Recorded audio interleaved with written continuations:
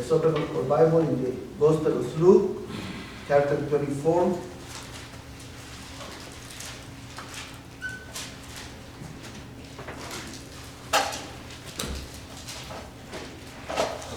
Amén. Vamos a estar leyendo, hermanos, desde el verso 17 hasta el versículo 27. So, Lucas capítulo 24, verso 17 al 27. Vamos a leer, let's read Luke 24, verse 17 through 27. Amén, hermanos. Amén. Dice la palabra de Dios de esta manera. Y él les dijo: ¿qué discusiones son estas que tenéis entre vosotros mientras vais andando? Y ellos se detuvieron con semblante triste. Respondiendo uno de ellos, llamado Cleofas, le dijo: ¿eres tú el único visitante en Jerusalén que no sabe las cosas que en ella han acontecido en estos días? Entonces él le dijo: ¿qué cosas? Y ellos le respondieron: las referentes a Jesús el Nazareno, que fue un profeta poderoso en obra y en palabra delante de Dios y de todo el pueblo. Y como los principales sacerdotes y nuestros gobernantes le entregaron a sentencia de muerte y le crucificaron. Pero nosotros esperábamos que él era el que iba a redimir a Israel. Pero además de esto, este es el tercer día desde que estas cosas acontecieron. Y también algunas mujeres de entre nosotros nos asombraron, pues cuando fueron de madrugada al sepulcro y al no hallar su cuerpo, vinieron diciendo que también habían visto una aparición de ángeles que decían que él vivía. Algunos de los que estaban con nosotros fueron al sepulcro y lo hallaron tal como también las mujeres habían dicho, pero a él no le vieron. Entonces Jesús les dijo: oh insensatos y tardos de corazón, para creer todo lo que los profetas han dicho. ¿No era necesario que el Cristo padeciera todas estas cosas y entrara en su gloria? Y comenzando por Moisés y continuando con todos los profetas, les explicó lo referente a él en todas las Escrituras.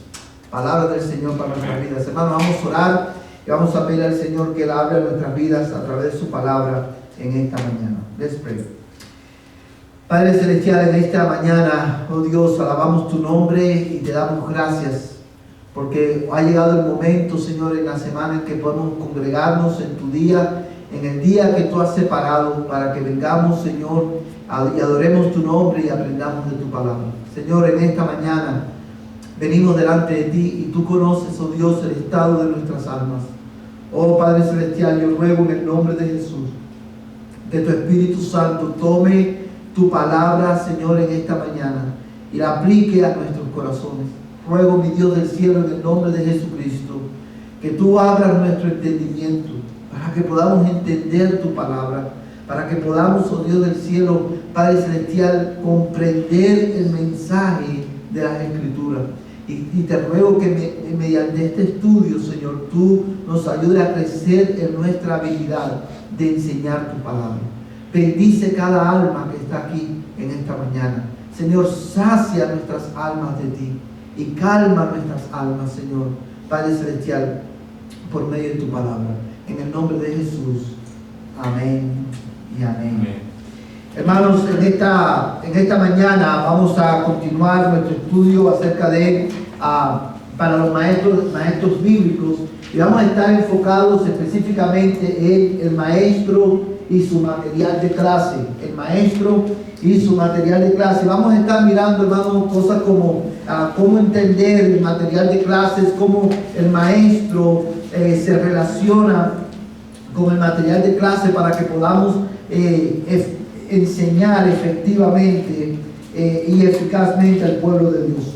Pero antes de ir a los detalles que quiero considerar con ustedes en esta mañana, quiero, hermano, resaltar algunas verdades que están en este texto, dos verdades específicamente, que nos ayudan a comprender la importancia que tiene, hermanos, el prepararnos para poder enseñar al pueblo de Dios la palabra de Dios.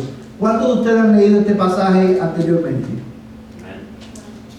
¿Cuál es el contexto de este pasaje? ¿Qué estaba pasando cuando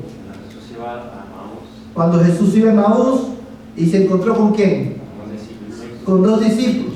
Ahora, lo primero que quiero enfatizar con ustedes en esta mañana, hermano, es la importancia que tiene en la labor que nosotros tenemos como maestros bíblicos. Y de la importancia que tiene la labor que tenemos, hermanos, de eso se desprende también la importancia de que tomemos en serio nuestra responsabilidad y nos preparemos diligentemente para enseñar al pueblo de Dios. Yo quiero que tú notes, hermanos, que estos 2 discípulos, hermanos, eran personas que tenían cierto conocimiento de la Escritura. Ellos habían escuchado ya acerca de Jesús, ellos eran discípulos del Señor. Fíjate, hermano, que le dice en el verso 17, y él les dijo: ¿qué discusiones son estas que tenéis entre vosotros mientras vais andando? Y ellos se detuvieron con semblante triste, y respondiendo uno de ellos, llamado Cleofas, le dijo: ¿eres tú el único visitante en Jerusalén que no sabe todas las cosas que han acontecido en estos días? Y él les dijo: ¿qué cosas? Y ellos le dijeron: los referentes a Jesús el Nazareno, que fue un profeta poderoso en obra y en palabra de Dios y de todo el pueblo. Fíjate, hermano, que tenían cierto conocimiento de la naturaleza de Jesús, quién era Jesús. Ellos habían oído el testimonio de las mujeres que habían ido a la tumba de Jesús. Ellos sabían que Jesús, hermano, habían oído que Jesús había resucitado, la tumba estaba vacía. Sin embargo, hermanos, esa verdad de que Cristo había resucitado no había disipado todavía la tristeza de sus corazones. Y la razón por la cual eso pasó, o la razón por la cual ellos estaban todavía tristes, es por lo que dice el verso 25. Mira, el verso 25 dice: entonces Jesús les dijo: oh insensatos y tardos de corazón, para creer todo lo que los profetas han dicho. ¿No era necesario que el Cristo padeciera todas estas cosas y entrara en su gloria? Hermanos, la primera razón, o una de las razones fundamentales por la cual nuestra labor es importante en el contexto de la iglesia local, es precisamente por la dureza y la incredulidad de nuestros corazones. Por la dureza y la incredulidad del corazón de la audiencia a la cual estamos ministrando la palabra. Hermanos, si usted se fija en el verso 16, vamos a leer un poquito más arriba. En el verso 16 dice: pero sus ojos, o sea, los ojos de estos discípulos, estaban velados para que no le reconocieran. Porque nuestros ojos muchas veces están velados, hermanos, y las personas a las cuales estamos predicando la palabra no tienen muchas veces un conocimiento claro, un entendimiento claro de quién es Jesús, de qué es el Evangelio. Y porque tenemos en medio de nosotros también van a haber personas que están lidiando con incredulidad en sus corazones y están lidiando, hermano, tienen el corazón endurecido a la palabra de Dios. Es por eso, esa es una de las razones por las cuales, amados hermanos, es importante que nuestra labor, porque es a través de la enseñanza, a través de la predicación de la palabra de Dios, que Dios cambia el corazón del hombre. Amén, hermano. Es por medio de la palabra de Dios. Cuando tú abres la palabra, enseñas la palabra, hermanos, Dios toma su palabra y le da vista a los ciegos y da un nuevo corazón, hermano, a aquellos que necesitan nacer de nuevo, y rompe la dureza del corazón, de los corazones endurecidos. Pero también, hermanos, en este pasaje, de una manera implícita, también está, hermano, expuesta cuál es la función fundamental de nosotros como maestros. Es importante, ¿por qué? Por la dureza del corazón de las personas, porque muchos en nuestra audiencia tienen sus ojos velados todavía, y aunque tienen cierto conocimiento, no tienen un entendimiento claro de quién es Jesús y del Evangelio, de la Escritura. Y es por eso que es importante nuestra labor, hermano, y es importante que la tomemos en serio. Pero también quiero que veas, hermano, cómo en este pasaje encontramos también de manera implícita cuál es la función principal de un maestro. Dice el verso, hermanos, 27, comenzando por Moisés y continuando con todos los profetas, les explicó lo referente a él en todas las escrituras. Voy a leerlo de nuevo, verso 27, verso 27, y comenzando por Moisés y continuando con todos los profetas, les explicó lo referente a él en todas las escrituras. Estamos en Lucas 24, verso 27. Hermanos, cuando tú lees ese pasaje, ¿cuál es la función principal de un maestro? De un maestro bíblico. Estudiar la escritura, enseñar las escrituras y explicarlas. Una de las funciones principales del maestro, hermano, no es simplemente transmitir un conocimiento, sino abrir la escritura y explicar el significado de ese texto a su audiencia.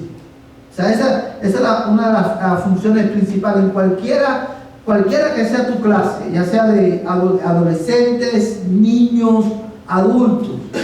Y quiero enfatizar esto especialmente para los que enseñan niños, las clases de niños, hermanos, y aún en el nursery. Hermanos, cuando tenemos clases de niños pequeños y tenemos 2 o 3 o 4, es fácil caer en la tentación, especialmente cuando estamos en el nursery, de decir, bueno, aquí estamos ¿para qué? Vamos a entretener, para pasar el tiempo.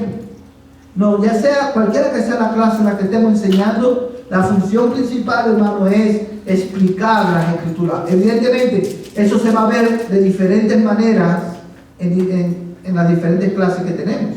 No va a lucir de la misma manera en la clase de jóvenes, no va a lucir de la misma manera en la clase de adultos, ni tampoco en la clase de niños, pero sí todos los maestros deben de enfocarse en abrir la escritura y aplicar la escritura. Y también, hermanos, en este texto hay un segundo propósito fundamental que va mano a mano con el de explicar y enseñar. ¿Cuál es? Verso 27. Que Cristo está en toda la escritura. Mostrar a la audiencia, a tu audiencia, a tus alumnos, cómo el texto en cuestión, hermano, habla acerca de Cristo. Cómo el texto en cuestión, hermano, me lleva a mí a considerar la belleza de Cristo, la superioridad de Cristo y mi necesidad de Cristo. Hermanos, esas son la función principal de un maestro. Déjenme decirle, cualquiera que sea el tema que nosotros estemos tratando. Por ejemplo, ahora mismo estamos tratando, en los adultos estamos tocando el tema de la vida como iglesia, ¿verdad, hermano? Y en la vida como iglesia vamos a tratar diferentes aspectos. Como maestros, nosotros tenemos que enseñar, por ejemplo, si estamos hablando de la unidad de la iglesia o estamos hablando de la membresía de la iglesia, yo tengo que buscar la manera, hermano. Probablemente muchas veces en el currículo va a estar claramente expuesto, otras veces no, pero si no está claramente expuesto, yo tengo que, al estudiar el pasaje, yo tengo que buscar la manera de enseñar a la iglesia, aun cuando estoy hablando de la membresía de la iglesia, y estoy hablando de personas que en su mayoría ya son miembros de la iglesia. Yo tengo que enseñarle cómo ese pasaje me lleva a Cristo, o cómo el pasaje que estoy tratando con la iglesia me lleva a enseñarle cómo ese pasaje me lleva a enseñar a la iglesia, me puede llevar a enseñar a la iglesia la relevancia y la centralidad de Cristo para poder ser miembros saludables de una iglesia cristiana. ¿Cuándo necesitamos a Cristo a unos miembros de la iglesia? Amén. Ahora, teniendo esto en mente, hermano, quiero que consideremos en esta mañana el material de clase, cómo nosotros trabajamos con el currículum. Ahora, para nosotros poder trabajar con nuestro currículum o con el material de clase de una manera efectiva, lo primero que tenemos que tener en cuenta, hermano, tenemos que ver cuáles son las características de un buen material de clase. Y esto nos va a ayudar, hermanos, al maestro y va a ayudar también a las personas o los hermanos que están, que eligen el material, el currículo que vamos a dar. Por ejemplo, ahora mismo yo, el pastor o el hermano que está a cargo de dar, escoger el currículo, te da el currículo y te dice, hermano, este es el material de la clase de la escuela dominical, o este es el material de la clase de los niños o los adolescentes. Es la responsabilidad del maestro evaluar ese currículum también, ese material de clase, y ver si tiene las características de un buen material de estudio bíblico. Ahora, cuando hablamos de las características del material de estudio bíblico, hermanos, de la clase, hay por lo menos 3 características fundamentales. Un buen material de estudio bíblico, hermanos, es bíblico. Y en segundo lugar, está centrado en Cristo. La primera característica de un material bueno es que es bíblico. Y el segundo, hermano, que está centrado en Cristo. Amén. Ahora, ¿qué quiere decir cuando decimos que un material, qué significa que un material sea bíblico? Que todo lo que se va a enseñar está basado en la Escritura. Que todo lo que está enseñando o todo lo que se va a enseñar está basado en la Escritura. Y esto es importante, hermano, porque quiero aclarar, no todos, el hecho de que un material tenga muchos textos bíblicos no implica que sea bíblico. ¿Sí entienden eso, hermano? Un material puede estar lleno, puede estar saturado de textos bíblicos. Y sin embargo, la persona que hizo el material, en lo que simplemente está usando textos bíblicos para afirmar o para apoyar la idea que él quiera transmitir. O sea, el hecho de que tenga muchos textos bíblicos no significa necesariamente que sea bíblico un material, hermano.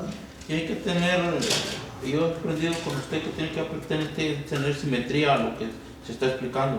Exacto. Porque no puede sacar de contexto. Mucha gente usa, por ejemplo, todo lo puesto en Cristo, todo lo puesto que pongo en Cristo que me fortalece, o lo de Josué 1.9, algo así, 1.8. Lo usan para mal usado, pues, no en contexto lo que la Escritura dice. Entonces, el maestro tiene que tener la habilidad necesaria de saber si los textos que están de acuerdo al tema que se está explicando. Así mismo es, hermanos. Y esas son habilidades que se adquieren en la medida que el maestro estudia la palabra. En la manera que el maestro medita en la palabra y alimenta su propia alma de la palabra. Amén, hermanos. Tiene que ser bíblico, tiene que estar centrado en Cristo. A good biblical curriculum need to be biblical and need to be is centered on Christ. Hermanos, y la razón por la cual debe estar centrado en Cristo es precisamente por el pasaje que acabamos de leer, que lo tengo en las notas en el próximo slide, pero hermano, fíjate que Cristo dice la Escritura, hermano, que Cristo comenzó por Moisés y continuando con todos los profetas, les explicó lo referente a él en todas las Escrituras. Amén, hermano. Es por eso que es importante que el material que nosotros estamos enseñando sea centrado en Cristo. Y también, hermano, que sea un material que enfatiza la misión de la iglesia. Que sea un material que enfatiza la misión de la iglesia. ¿Cuál es la misión de la iglesia, hermano? Hacer discípulos. Hacer discípulos. Y un material de escuela bíblica o dominical o un material de discipulado bueno, hermano, va a enfatizar también la necesidad de ir, hermano, y hacer discípulos. Yo creo que usted vea la relación que hay entre estas 3 características. Has to be biblical, has to be centered in Christ, and need to emphasize the mission of the church. Si es bíblico, te va a llevar a ¿qué? A mostrar a Cristo en las Escrituras. Y cuando te lleva a mostrar a Cristo en la Escritura, hermano, eso te va a llevar a ¿qué? A ser discípulos. O sea, es bíblico, es cristocéntrico y enfatiza la misión de la iglesia, porque la revelación que Dios ha hecho de sí mismo en Cristo, en la Escritura, demanda ¿qué cosa? Una respuesta. ¿Y esa respuesta cuál es? Principalmente ir y hacer discípulos. Cuando yo estoy estudiando mi material, hermano, estoy estudiando el currículo que me corresponde, yo necesito evaluarlo a través de estas tres reglas o valores. Tiene que ser como bíblico, cristocéntrico, y tiene que enfatizar la misión de la iglesia. Ahora, cuando tengo esto en mente, puede hermano, que un maestro, por ejemplo, que un currículo o una clase en específico, una clase de un currículo en específico, hermano, esté floja en uno de estos aspectos. ¿Cuál es la función del maestro? Exactamente. La función del maestro, hermano, si yo veo que el currículo que yo estoy enseñando no enfatiza la misión de la iglesia, el maestro tiene que añadir eso a su clase. Tomar el texto clave que está enseñando y aplicar ese texto a la misión de la iglesia. Llamar a la obediencia a la iglesia, a ir y a ser discípulos. ¿Ven? Porque, hermano, por eso es que esto es importante, no solamente para el que escoge el material, sino también para el maestro, porque como le digo, van a haber materiales de clase que una o dos clases, 3 o 4 clases, van a estar flojas quizá en alguna de estos puntos. El material no es inerrante. Ahí voy, sí. Estas son las tres características, hermano, de un buen currículo bíblico. Ahora, lo próximo que quiero ver con ustedes, hermano, es, bueno, mira, apunten tus notas estos textos. No lo vamos a buscar por cuestión de tiempo, hermano, pero apúntalo a 2 Timoteo capítulo 3, 16. ¿Qué dice ese pasaje de la Escritura? Toda la Escritura es inspirada por Dios y útil para enseñar, para corregir. Toda la Escritura es inspirada por Dios y es útil para enseñar, redarguir, corregir e instruir en justicia, a fin de que el hombre de Dios sea enteramente preparado para toda buena obra. Hermano. Yo tengo una cuestión. ¿Quién aprueba o de dónde viene el material para escuelas dominicales? Yo sé que el First Baptist y Lincoln y Liberty, no sé si son diferentes en las escuelas como nosotros, pero ¿de dónde viene ese material y quién lo aprueba? Hermanos, ese material, hay diferentes editoriales cristianas y hay diferentes hermanos, maestros que la iglesia tiene a nivel global, por decir de una manera, que Dios los ha dotado para escribir materiales de escuela dominical o currículum de clases para enseñar la Biblia, y cada iglesia es autónoma en escoger qué material va a usar, qué autor va a usar para su clase. Ahora, ¿quién aprueba el currículum en cada iglesia local? El pastor es el encargado de aprobar cuál es el currículo que se va a enseñar en la iglesia. ¿Por qué? Porque el pastor es la persona que Dios ha llamado y ha encomendado con la misión de la enseñanza en la iglesia. El pastor, en algunas iglesias funciona, el pastor lo hace solo, con otros pastores de la iglesia. Hay otras iglesias que funcionan con un comité y el pastor está al frente de ese comité, y el pastor y ese comité evalúan y el pastor aprueba el currículo que se va a dar, pero siempre la decisión final recae en el pastor. ¿Amén? Ahora, hermanos,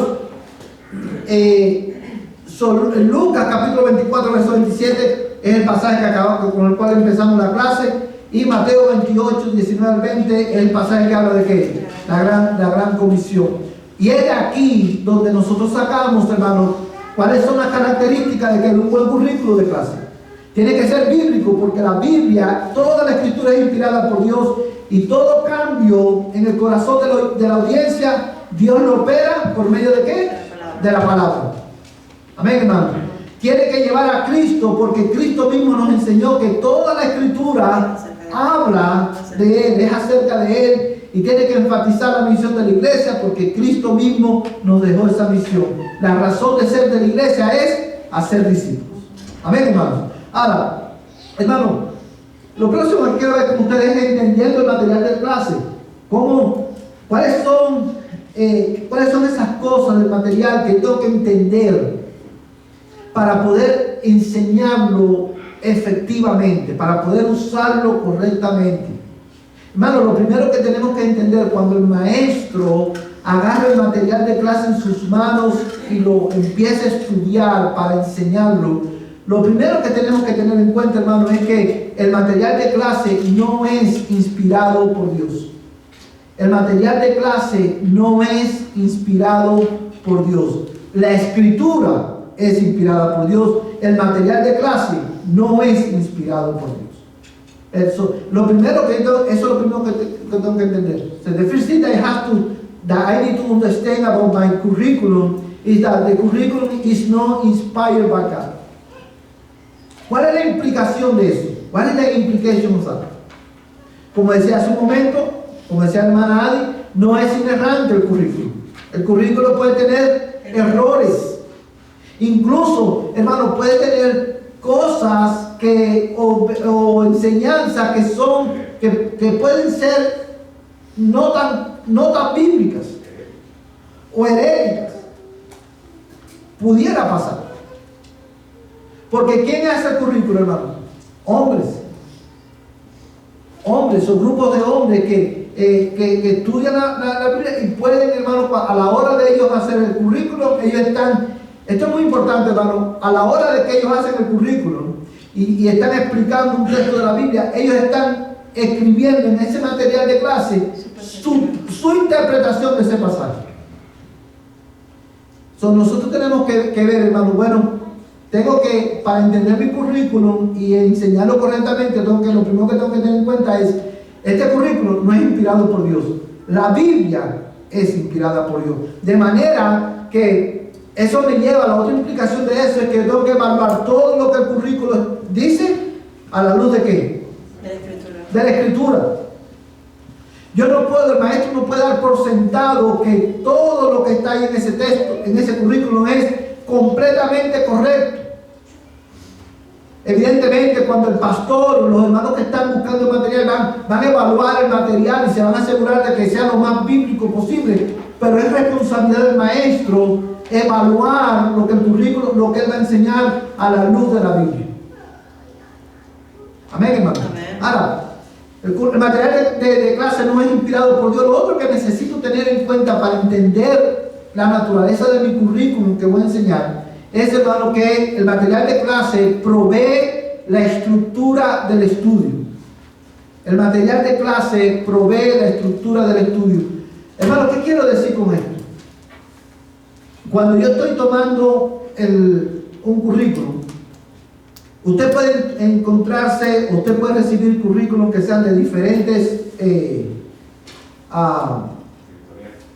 editoriales o con diferentes estructuras. Hay currículos que son bien detallados, hay currículos que son menos detallados. Usted debe cuando usted recibe el currículo, hermano, usted debe entender que ese material te está dando simplemente la estructura de la clase que usted va a dar. El currículo no libra, no exime al maestro de ¿qué? De estudiar y de, hermano, desarrollar el tema de la clase. Tú necesitas, hermano, tú no puedes tomar el currículo simplemente y leerlo, o simplemente dar lo que está específicamente escrito. Cuando tú estás estudiando, tú vas a hacer ¿qué cosa? Tus notas. Tú vas a hacer, hermano, tú vas a añadir textos bíblicos porque tú quieres, hermano, comunicar la verdad de la Escritura acerca de ese tema.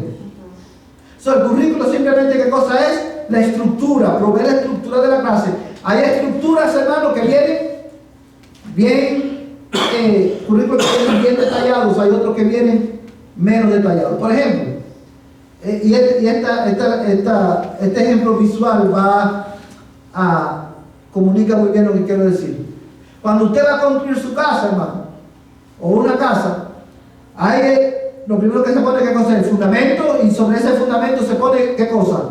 La estructura, la armazón. Hay currículo que lo único que va a tener, ¿qué cosa es?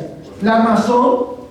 Hay currículo que va a tener la armazón y algunos chirros alrededor.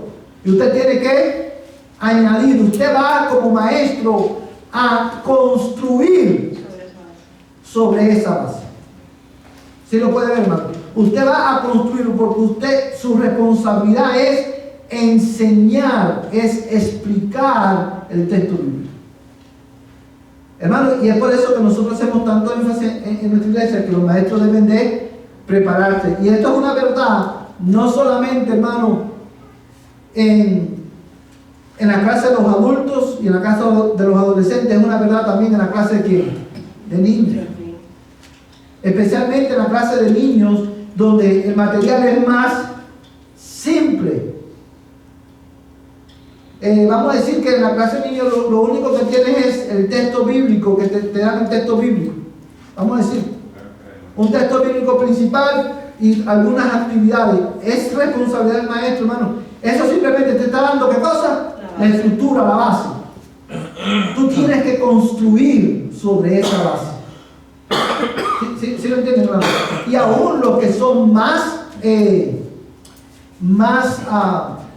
desarrollados, que tienen más contenido, aún así el maestro debe entender qué cosa, que es simplemente lo que le están dando es la estructura, el fundamento y la estructura de tu clase. Es tu responsabilidad construir en esa clase. Y esto lo enfatiza, hermano, la próxima característica la próxima verdad acerca de un currículo que tenemos que entender, y es que el material de clase necesita ser contextualizado.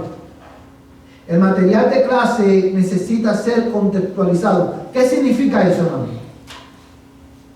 Porque no tiene que seguirlo tal y como lo estás exponiendo él, pues entonces sería robotizado, estoy siguiendo nomás las instrucciones que me están dando.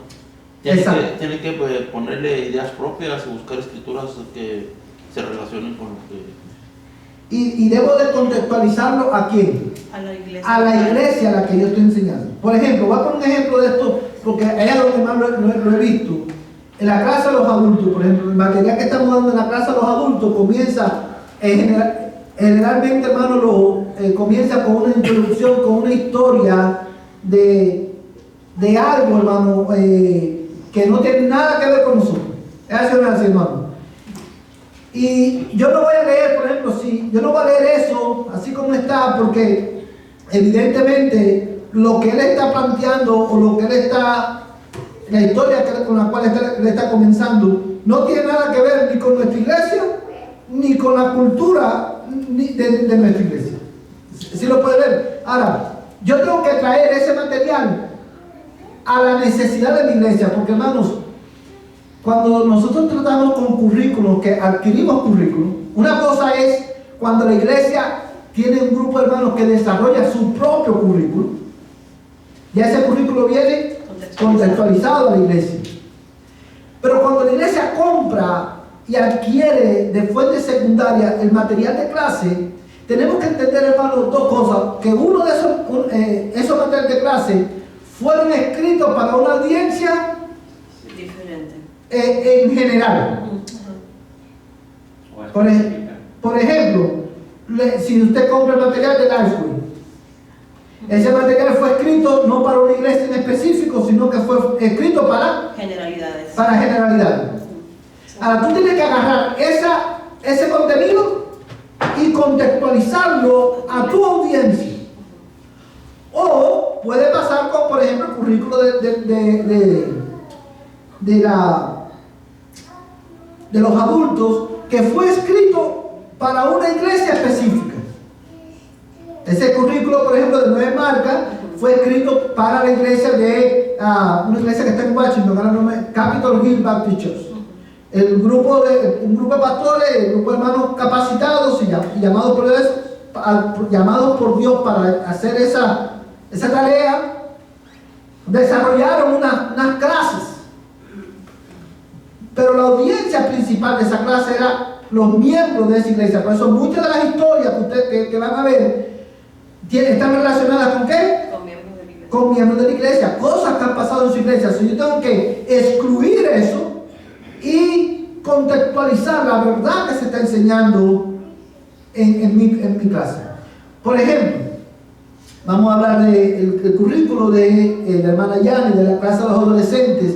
Es un ejemplo de currículo que fue escrito ¿para qué? General. Para una audiencia en general.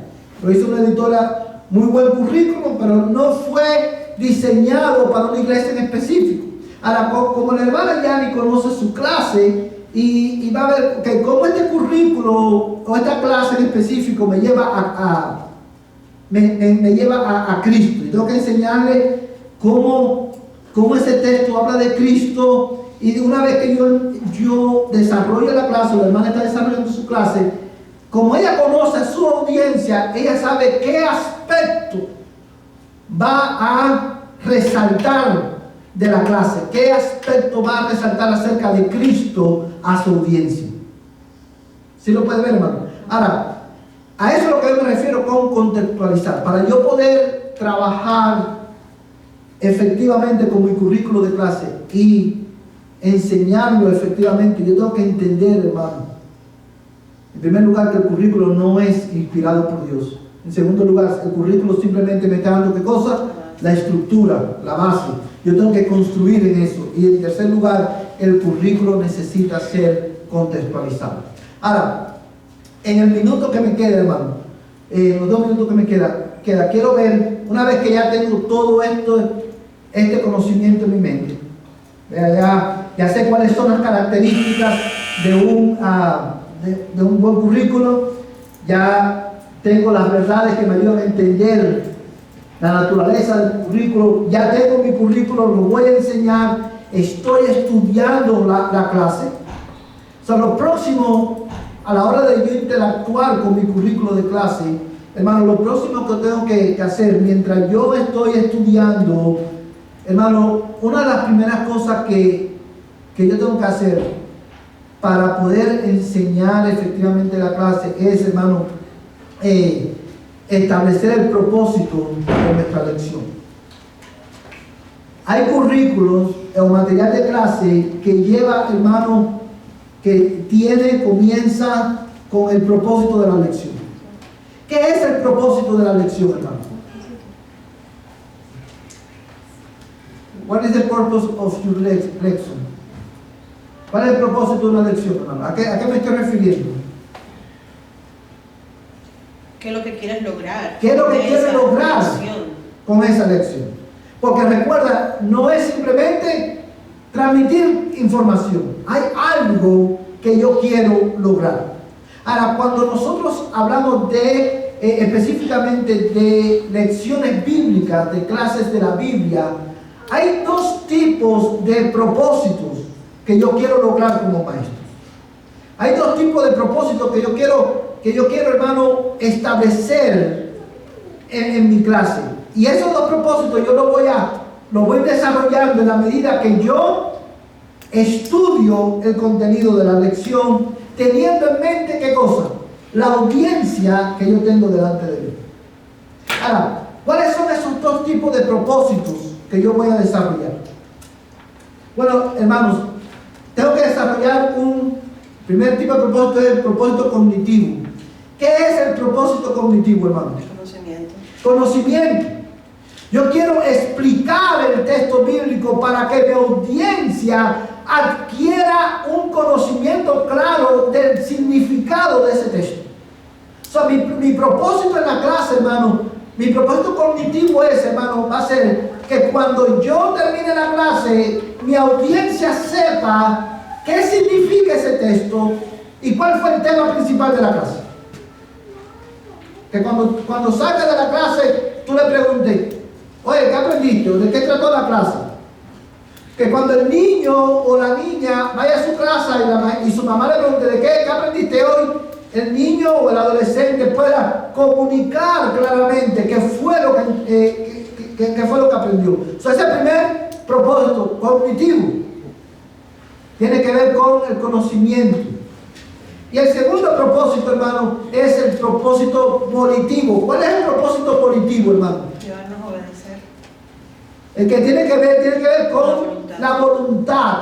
Yo tengo ese conocimiento que él está adquiriendo, demanda ¿qué cosa? Una respuesta. Una respuesta.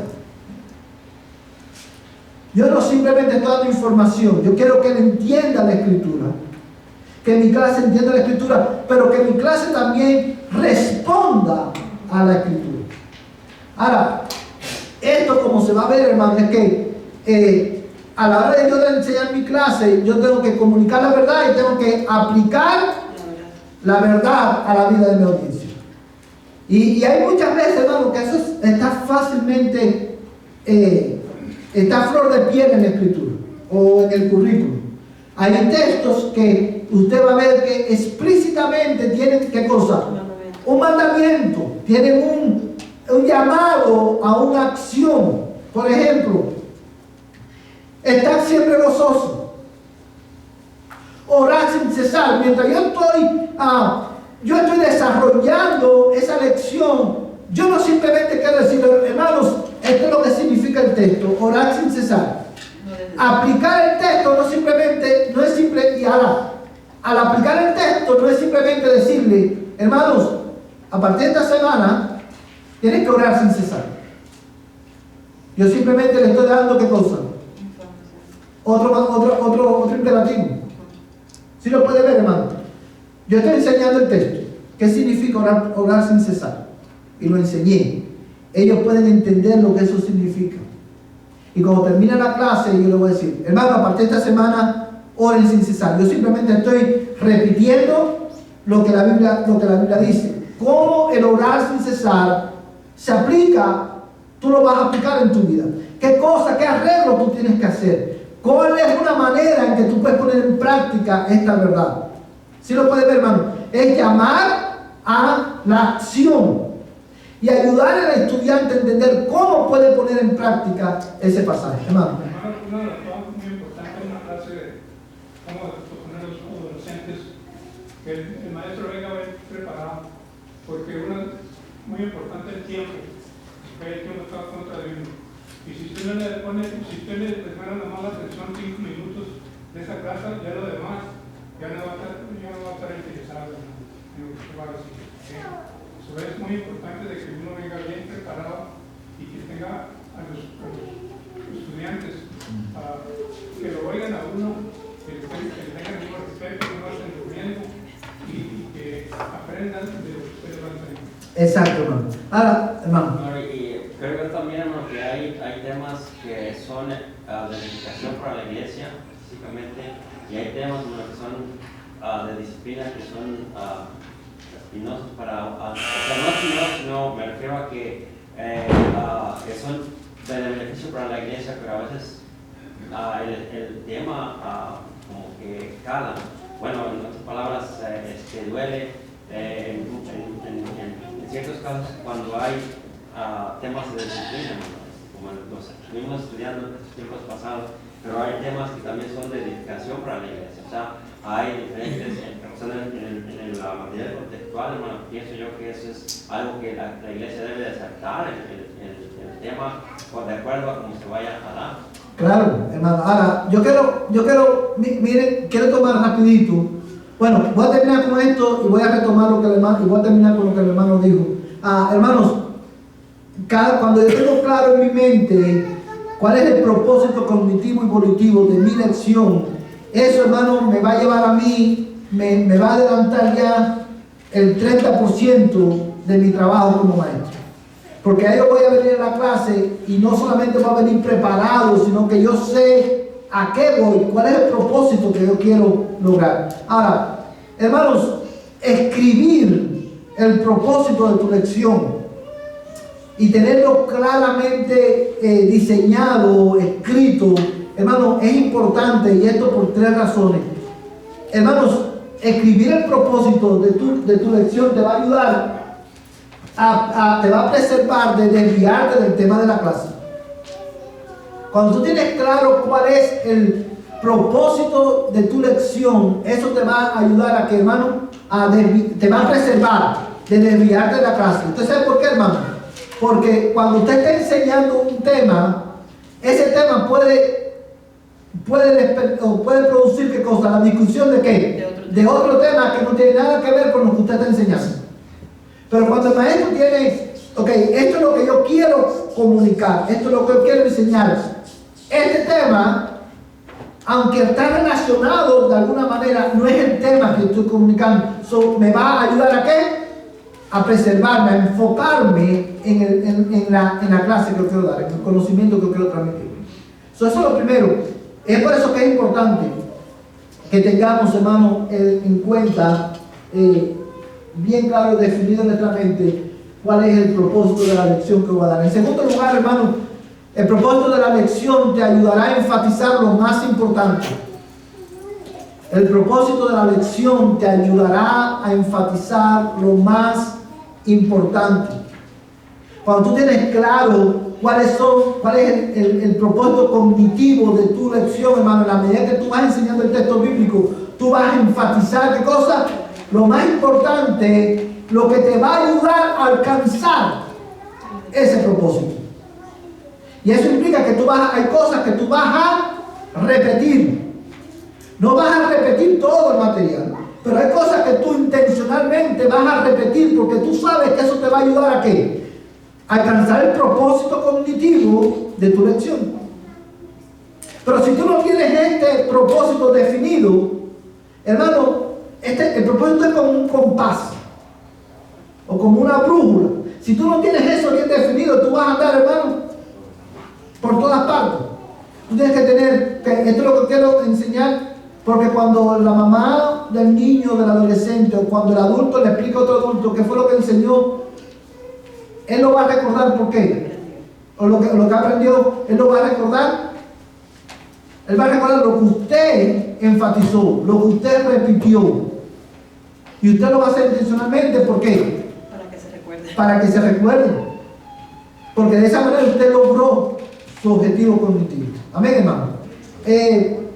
Y por último, hermano, el propósito de la lección te ayudará a evaluar tu lección. El propósito de la lección te ayudará a evaluar tu lección. Cuando tú enseñaste tu clase a los niños, a los adolescentes, a los adultos, es tu responsabilidad, ¿qué cosa, hermano? Evaluar lo que tú enseñaste. Evaluar lo que tú enseñaste. ¿Cuán efectiva fue mi clase? Y la efectividad de la clase, fíjate, hermano, la efectividad de la clase ni siquiera no se mide por cuán obedientes fueron los alumnos en aplicar el contenido de la clase, porque eso es obra de ¿quién? Del Espíritu Santo. La efectividad de la clase está en responder esta pregunta. Mis alumnos entendieron lo que yo quise decir. Ellos entendieron. Ellos, después de terminar la clase, ellos pueden tomar el pasaje bíblico o los pasajes bíblicos que se enseñaron, pueden explicar su contenido a otra persona y pueden ver la relación que hay entre estos pasajes de la Escritura. O sea, yo tengo que evaluar mi lección para que yo, hermano, y créeme, nosotros no somos muy buenos en eso, en evaluarnos a nosotros mismos. Nosotros simplemente enseñamos pero no nos damos tiempo para evaluarnos. Qué bueno, cuán efectivo fui en enseñar. Amén, hermanos. Es por eso que es importante que nosotros tengamos claro en nuestra mente cuál es el propósito de la lección. Por eso que esto es importante que usted lo escriba en el material que usted tiene en su currículo. Escríbalo a mano. El propósito cognitivo de mi lección es este. El propósito evolutivo de mi lección es este. Amén, hermano, porque eso te va a ayudar. La próxima semana vamos a estar mirando, hermano, cómo escribir el propósito de tu lección, cómo hacerlo efectivamente. So next week we will be focusing on how to write the purpose of your lesson. Hermano, vamos a orar y vamos a pedir al Señor que Él nos dé sabiduría para que podamos aplicar este conocimiento. El propósito, hermano, volitivo de esta lección es que usted tome lo aprendido y lo aplique en su tiempo de preparación de clase. Vamos a orar. Padre, en esta mañana te damos gracias, Señor, por tu palabra. Te damos gracias, Dios mío, por lo que hoy hemos aprendido. Te damos gracias, Señor, porque, oh Dios del cielo, tú nos das el privilegio de poder enseñar a otras personas. Padre Santo, yo quiero rogarte, Dios mío, que tu Espíritu Santo nos ayude a recordar lo que hemos aprendido hoy, pero sobre todas las cosas que nos ayude, Señor, a ponerlo en práctica en lo que nosotros nos preparamos para enseñar a otros. Señor, prepara nuestros corazones para el servicio en esta mañana y úsanos, oh Dios, para la gloria de tu nombre. En el nombre de Jesús. Amén. Hermanos, los hermanos que tenemos responsabilidad en el servicio, vamos a pasar al comedor para orar en esta mañana.